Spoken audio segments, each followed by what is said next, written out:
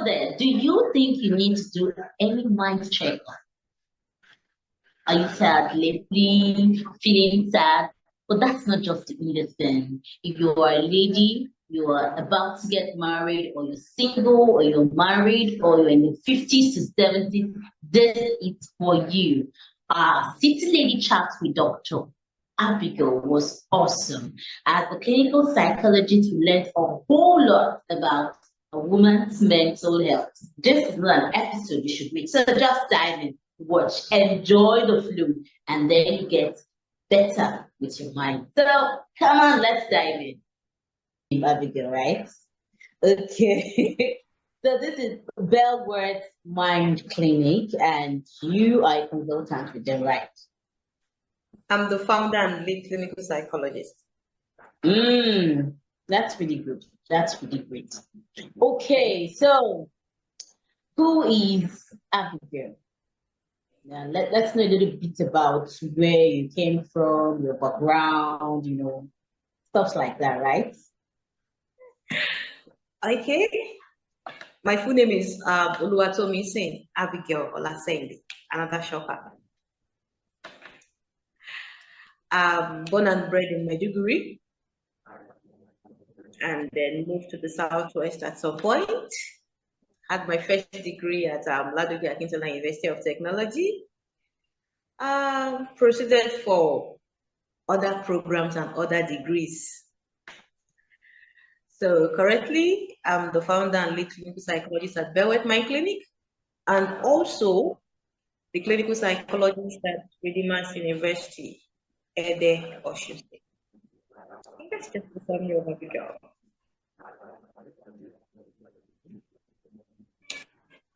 Okay, those are not small things about Abigail Olasehinde. But we'd like to know a bit of your background. Now, talking about your background, like you're growing up, and a bit of how you see that woman out there when you were growing up.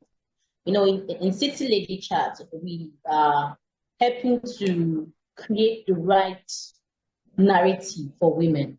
We are not necessarily feminists or have a movement, but we just want that woman out there, whether in the city, in the rural, to be able to connect and grow and bloom. So from your background, what was your background like growing up? Apart from the educational accolades that you... In Maiduguri, my mom had a school, a private primary and secondary school. Before that, retired. He was working at the National Directorate of Employment from a family of five, a family of seven, the first daughter and the first child. And something was very spectacular. While growing up, Mom and Dad ensured there was no segregation of roles and duties at home. In the sense that, okay, so saying, you are doing the dishes, you are washing the plates today. My immediate younger brother, Femi, you are doing it tomorrow. So there was no, a female is to this, a male is to that. And I remember growing up too, I remember in secondary school, my dad could just say, oh, Tosin, I love the way you cleaned the vehicle yesterday. You did a good job. I'd love you to clean the vehicle today. I will like, Daddy, I want to wash it. And Femi will be like, you cannot wash the way I do. I'll be like, watch me. I'll wash better than you do. And when it comes to cooking, I remember the first meal my immediate younger brother prepared, it was beans. We ate that beans for 4 days. The salt was out of this world. And actually, we don't waste food. We don't waste food before. So we had dogs to give the food to dogs, but we don't like trash out food to the bin. And it was salt that was much. So we portioned the beans, use it to cook rice today, use another portion to cook beans till everybody was done eating the food. And actually used it to mock him for a very long time. And he said, don't worry, I will cook. I will know how to cook. I remember I was in 100 level when he made a sumptuous meal. It was jollof rice. And I would say his meal is aside my dad's food, his meal is the first meal food I ate. It was super delicious. Now, a lot of people say, what's my favorite food? My favorite food is rice and beans. And at some point, I was wondering, why is rice and beans my favorite? And then I remembered back then, I still remember that day in the kitchen. Dad walked into the kitchen and was preparing rice and beans, jollof.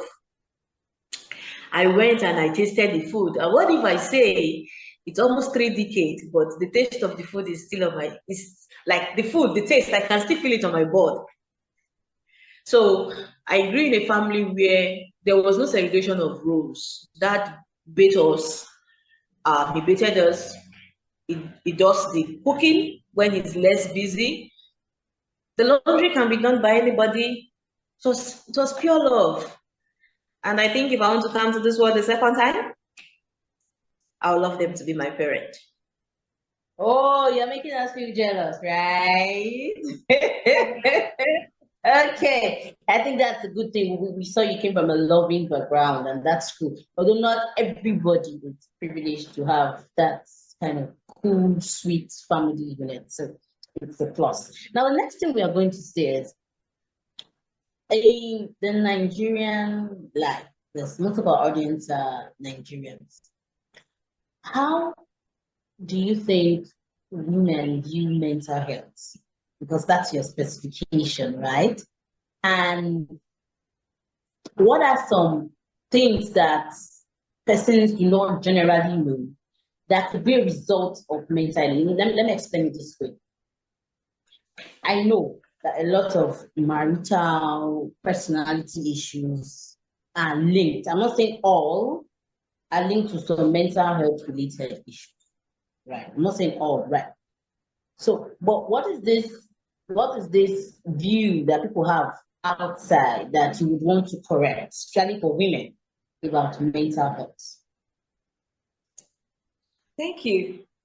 When it comes to mental health, possibly the mental that is in front of the health has actually made a lot of people think in the negative.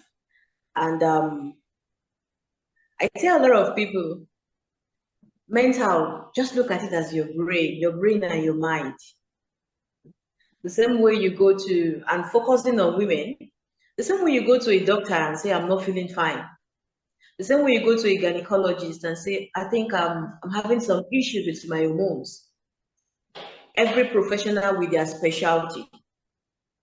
So there are some people who specialize in the brain and the mind. So if I notice the way I'm behaving, or I notice the way I'm interacting with my environment, is not something comfortable with me. Sometimes a lot of people will not even know that their behavior is questionable until people begin to talk about it. So when I'm able to sit and say, oh, A is complaining about this particular thing, I'm beginning to lose friends because of this particular thing.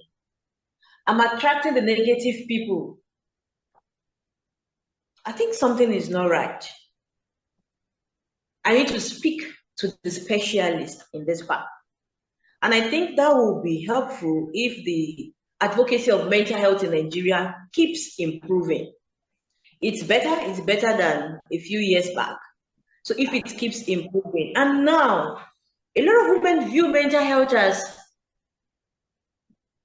they'll think I'm not strong. They'll think I'm weak. Mommy Nonso came and said, after I gave birth to Chuku Nonso, that same day I started pounding apples. Mommy Amarachi, you gave birth to a girl child and you are weak. Even me that gave birth to a male child, I was strong. Women need to come to understand that the body build-up of individual is unique. Just as Abigail might react to artemeter, and someone will not react to artemeter. So the body build-up of every individual is unique. My brain build-up is unique. And by the time women come to understand this, they will not force themselves to be who they are not. They will not try to imitate others, and they will not try to please anybody except themselves and their mental health. So this is a summary of how some African women view mental health. Not all, but how some African women view mental health.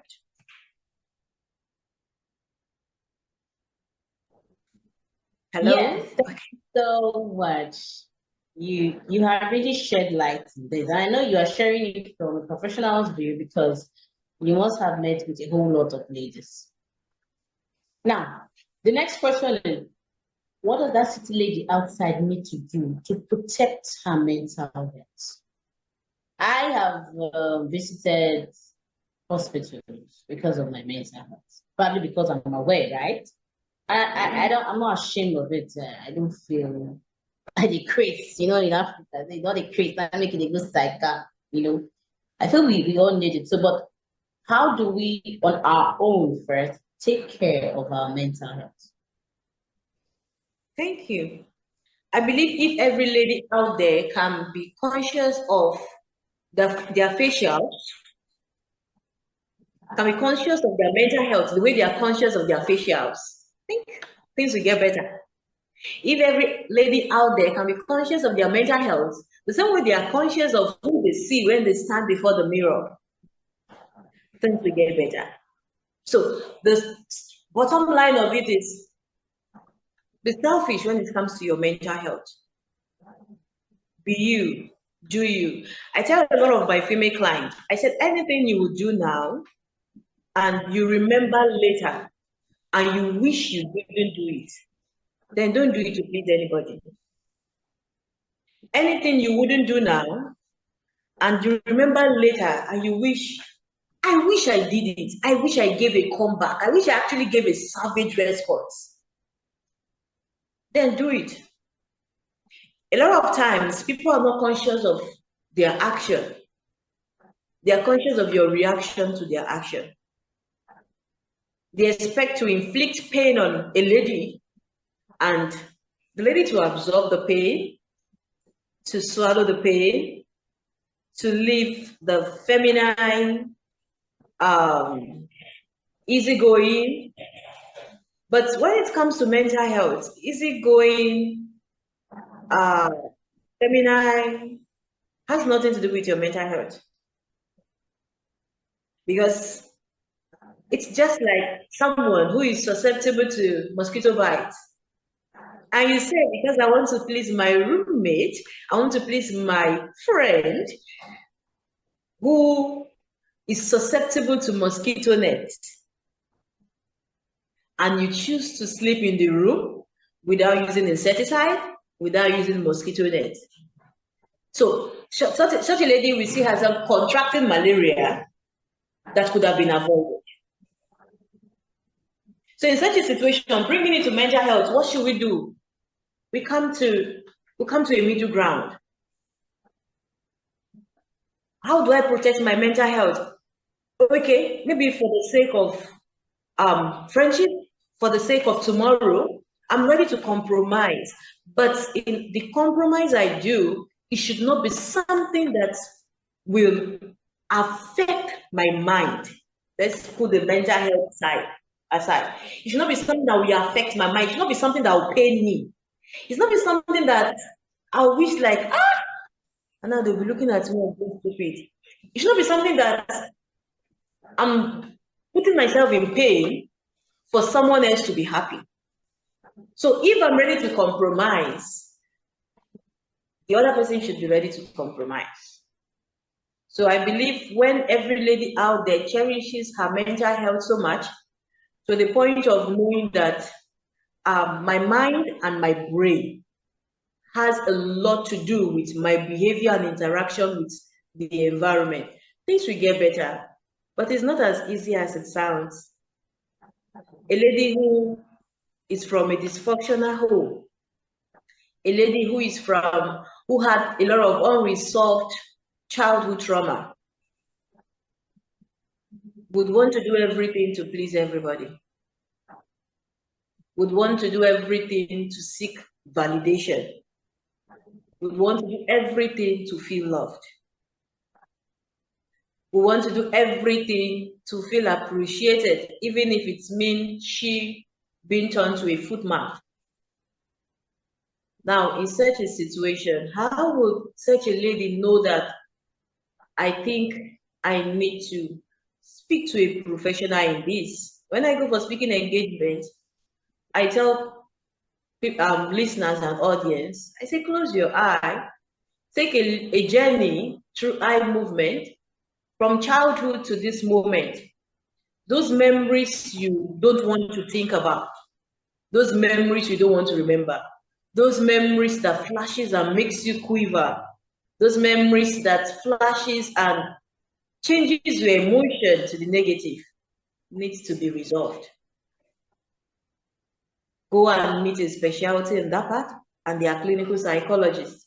Get it resolved and you begin the journey into a better life. I think with this few summary, ladies out there who wish to protect their mental health can key into it and start somewhere. Moreover, Rome was not built in a day.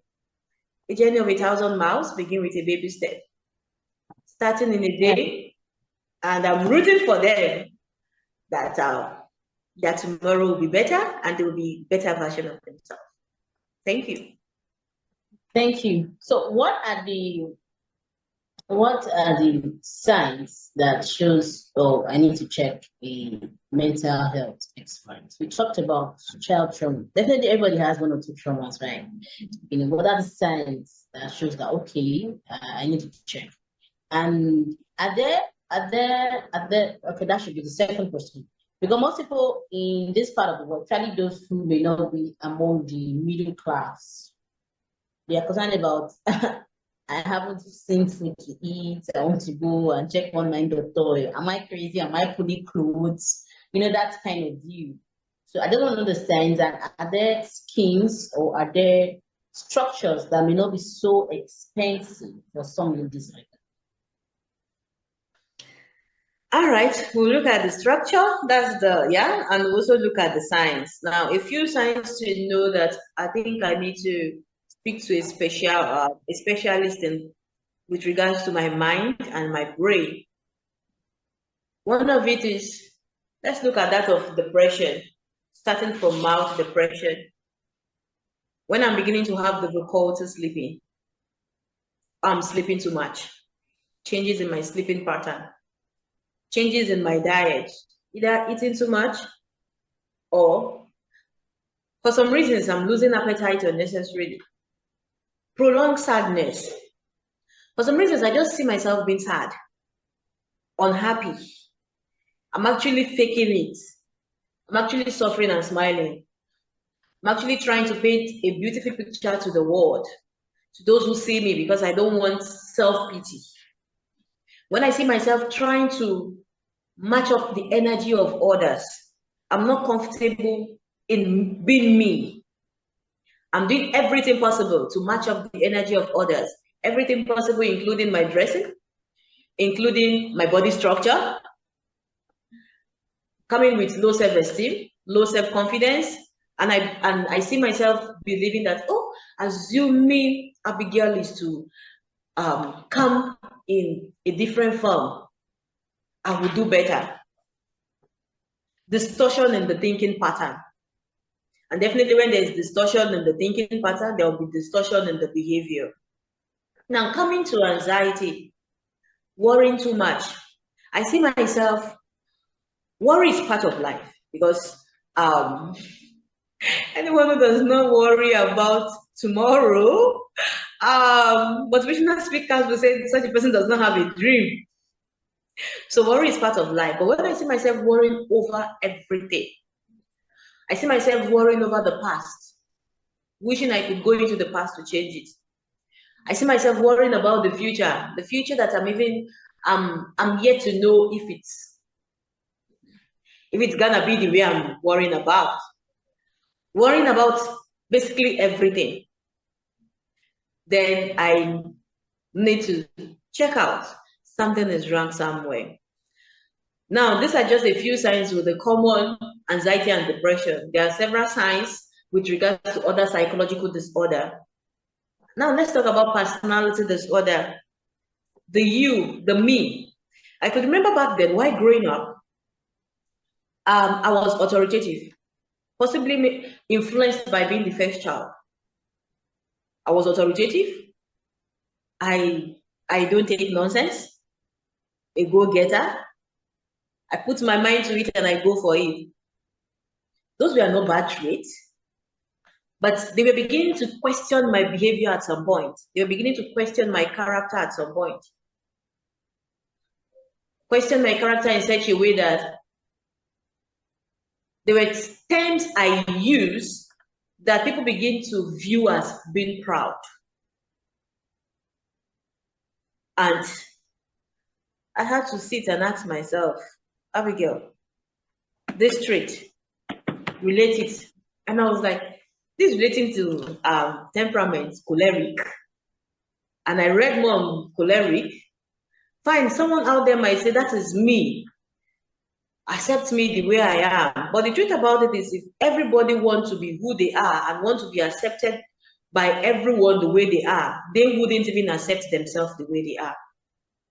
So I had to ask, yeah, they wouldn't accept themselves the way they are. I had to ask myself, Abigail, how do you want to be treated?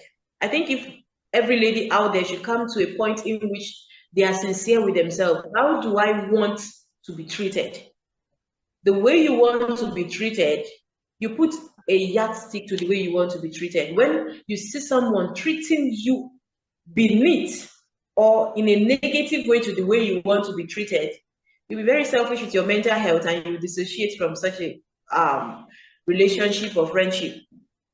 Secondly, if someone is to treat me this way, how would I feel? The golden rule.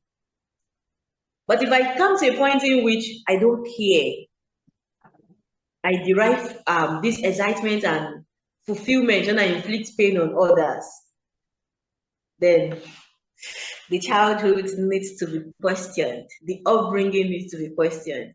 Now, to those who have been able to notice one or two things, even mental health workplace. Last year, mental health theme was on mental health and workplace. I remember I was at the Federal Medical Center, Abeokuta, Ogun State. And a lot of speakers spoke on workplace and mental health.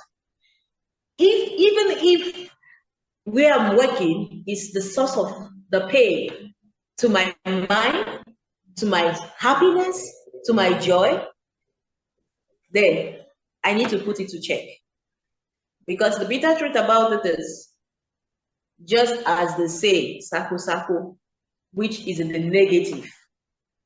If anything happens tomorrow, they would say, we are so sorry, you are not performing better at work. We think you need to go and see a specialist. And the pain I've been trying to absorb from the workplace, because of that pain again, I'll be kicked out of that same workplace to go and work on myself.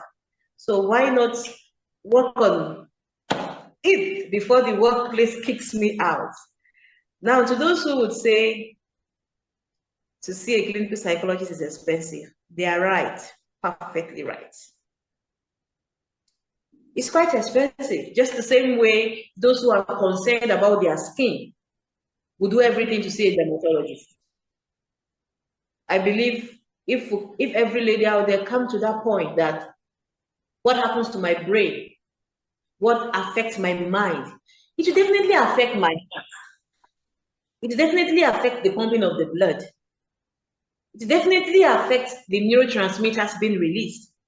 It definitely make me susceptible to a lot of physical illnesses, and I see myself taking loans to sort out physical illnesses. So if every lady out there should see their mental health the way they would view a mammectomy, then they will take their mental health serious. No amount will be too much.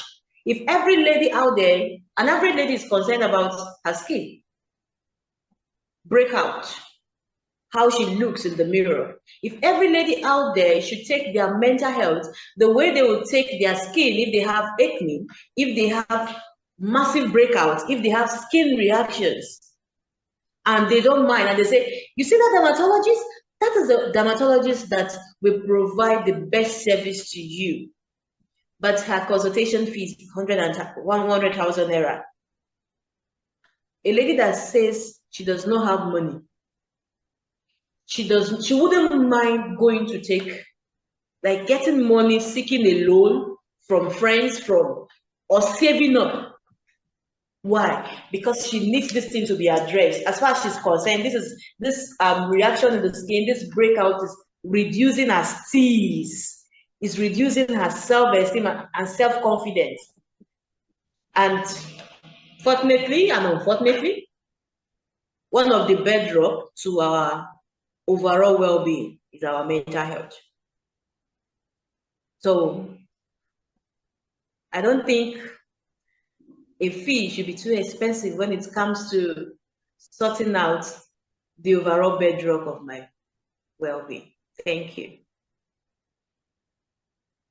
Okay, I think we've had a fine discussion so far. Thank you for sharing your personal experience with us. It's been awesome, right? Now, thank you. What is your advice to 3 groups of people? That single lady that wants to get married, that married woman facing some challenges. Single ladies are ambitious, they want to get married. Not all, anyway. Let's leave that. Personally, I don't think marriage is the only prerequisite that makes you happy. Marriage is a gift from God. It's a gift, right? Marriage can make you happy. It can also create some challenges. It even brings out the best and the worst of you, you know. Okay, so my advice is for those 3 categories. The first is those are not married, single ladies who are adventurous, career. Second is that married woman with a family. And third is the woman older. What do you have to say to those 3 groups about their mental health? You said the third is the older women? Yes. Those from 50s, 70s, 60s, menopause is doing its own, life changes, family changes. Some of them are losing friends, just a whole lot. All right, thank you. To the single ladies out there, the first thing is love yourself. Love yourself first. If you don't love yourself enough, nobody out there will love you better than you love yourself. So love yourself first. Number 2, set out priorities for yourself. Set up priorities for yourself so much that you'll be able to prioritize a whole lot of things. Go for those things that makes you happy. If as a single lady out there, you don't want to get married because of your reasons, which have everybody's feeling is valid. And you have your reasons why you don't want to get married. Your feelings are valid. Don't let what society say make you feel less of yourself. Soar so high that people will see you first before they see your marital status. And to those who don't intend having kids, they want to get married, go for someone like you. There are a whole lot of men out there who want to get married, but they can't cope with the burden of child raising. Go for you. Go for what aligns with you. Don't break yourself because you want to fit into the society. The society is just like a barrack. Soldier go, soldier come, barrack no the empty. So be you, because if anything happens tomorrow because you were trying to fit in and such a lady should go 6 feet down, another soldier will enter the barrack and the barrack will never be empty. And to those who are sincere with themselves that they need therapy, my strong advice is if they are still single, they should seek therapy first before going into marriage. It's very important. Why? I've had a lot of clients, female clients who said, Abigail, I wish I met you before I got married. But how would you meet me? How would you have met me before you got married? You're older than me, for goodness sake. So what they're trying to say is, I wish I went for therapy before I got married. So ladies out there who have gone through series of traumas, ranging from sexual abuse, domestic abuse, bullying,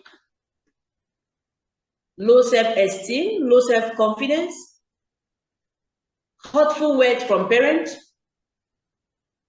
who came from broken homes, parental separation and childhood dysfunction, childhood upbringing, teenage and adolescent dysfunctional upbringing. The truth about it is, no man can put a fire under the bushel and expect not to be burnt. Even if others are deceiving you as a lady, don't deceive yourself. Deep down within you, you know that things need to be sorted out.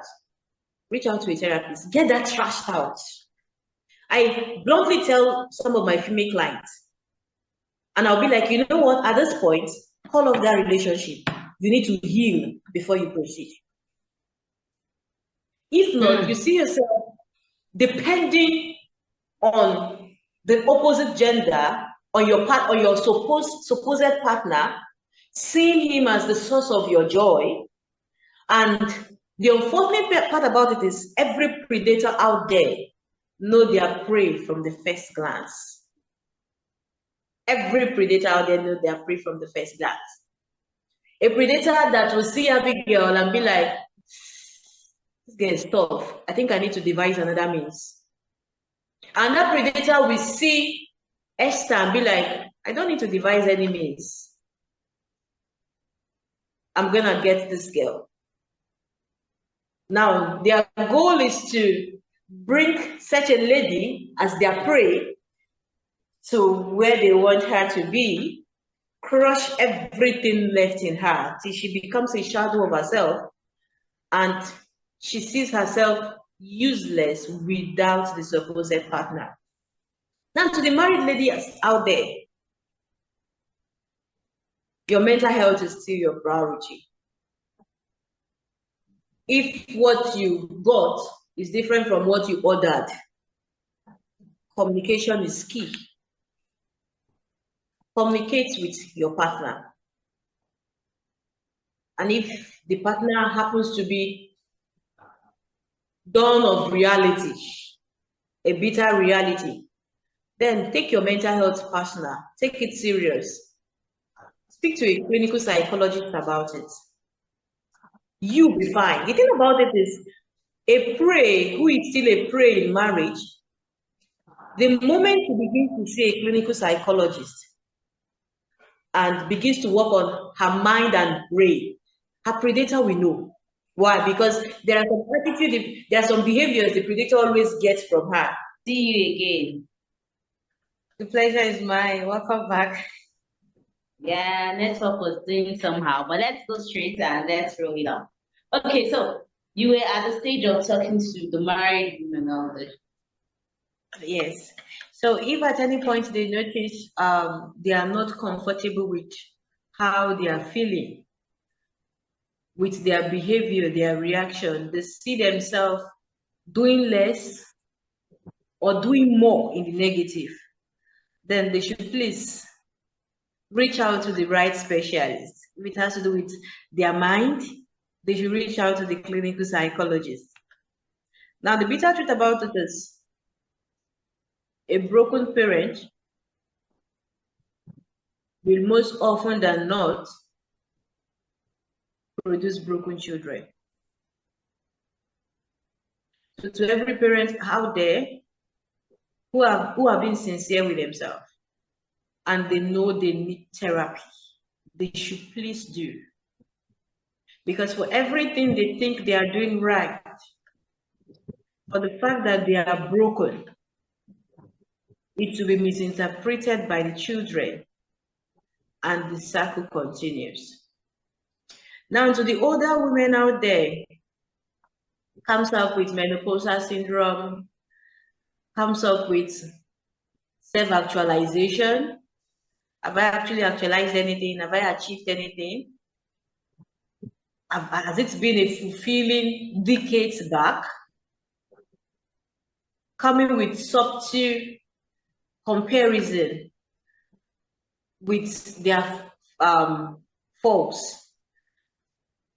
I want those married women out there to channel, those older women out there to channel their energy to things that will make them happy, to things that will make them happy. They should travel to happy moments. How do they travel to happy moments? They should think of memories that makes them smile. It should always be their get-to resort. They should associate themselves with people who make them feel comfortable.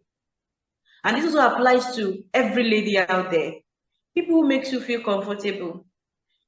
Company in which you can be vulnerable without the fear of being trolled, without the fear of what if not. So when you get that circle, enjoy it for as long as it lasts, because it might not last forever. But for as long as it lasts, enjoy it and make the best of it. Now, to everyone out there, lady, male, everyone out there, adults, children, teenagers, never lose yourself. Never lose who you are in the quest of trying to prove a point. Never lose yourself in the quest of trying to make others happy. Never lose yourself in the quest of trying to fit into the society. Thank you.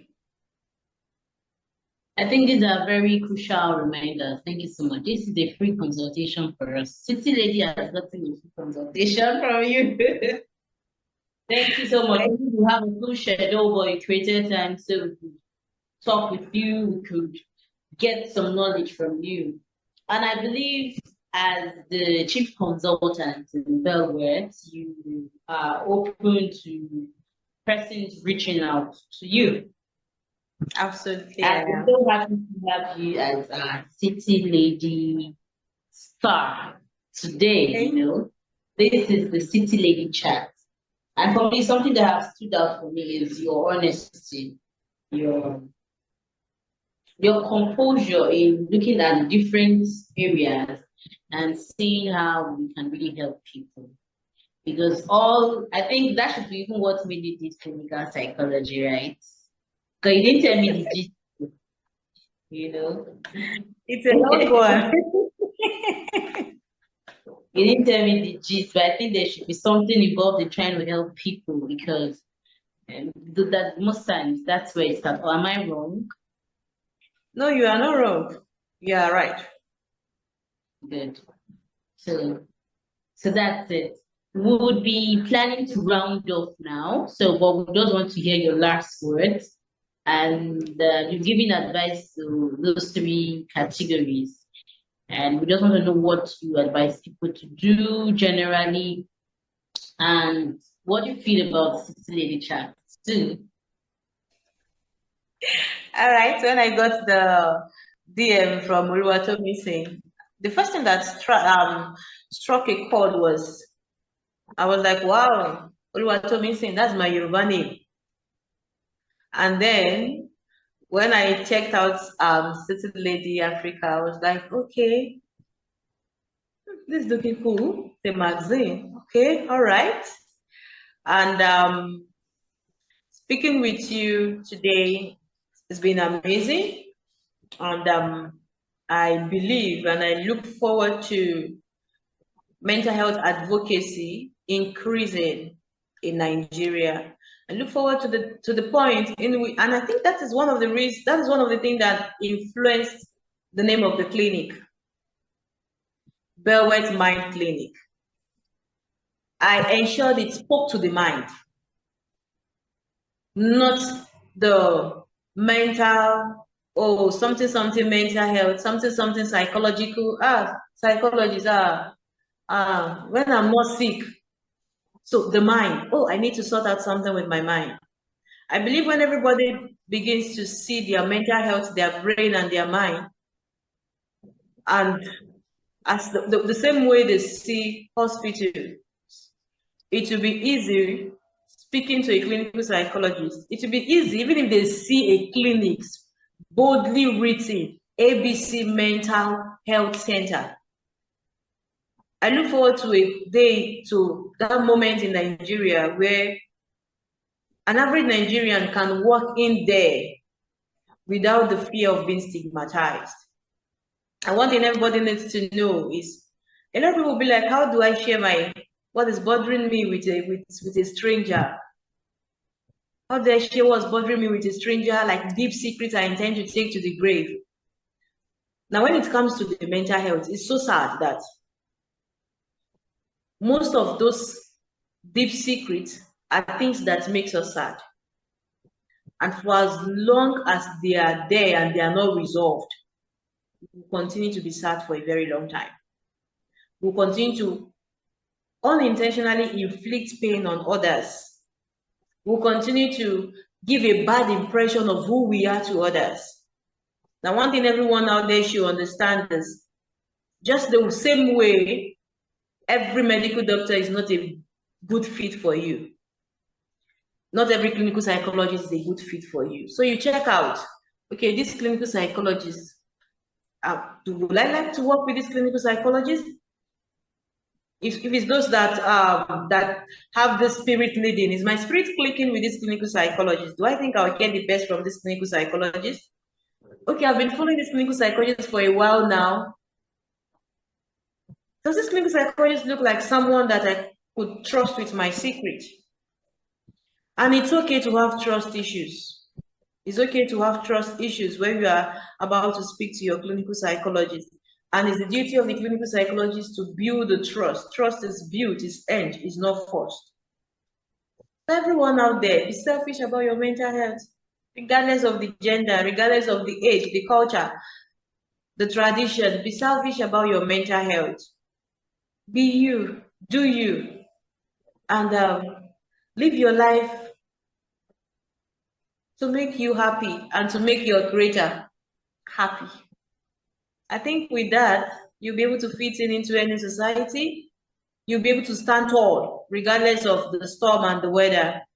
And when you notice anything wrong in your reaction, how you view yourself, how you view the world, how you view people's reaction, if you notice distortions there, reach out to a clinical psychologist. Get it sorted out and live a better life and become the best version of you. I believe in you. For everyone who will be listening to me, I believe in you. I'm rooting for you. And I'm counting on you. Thank you. Thank you so much, Madam Abigail. Yes. See, I should call you Abigail. I shouldn't really put all those many things. Okay, Abigail. So, Wahala, thank you so much. It was a nice time having this discussion with you. I have benefited, and most probably I would even reach out to you for subsequent discussions, because I think we all need that touch, that talk we do. So this is how we're gonna roll it now. I'm gonna roll the curtain. It's been nice speaking with dear psychologist Abigail Olua. Tomisin, yes. And I still remain Joy Eki Omobia, your host for the City Lady Chat series. So just enjoy, watch, don't forget to subscribe and share this, because that little lady out there will definitely need it. And you can always reach out to Dr. Oluwatomisin Abigail. Yeah. Okay. So this is how we're going to roll. Thank you so much. Thank you. See you in another episode of the City Lady series. Bye. Bye for now. Thank you. And to Tomisin behind the scene. Bye.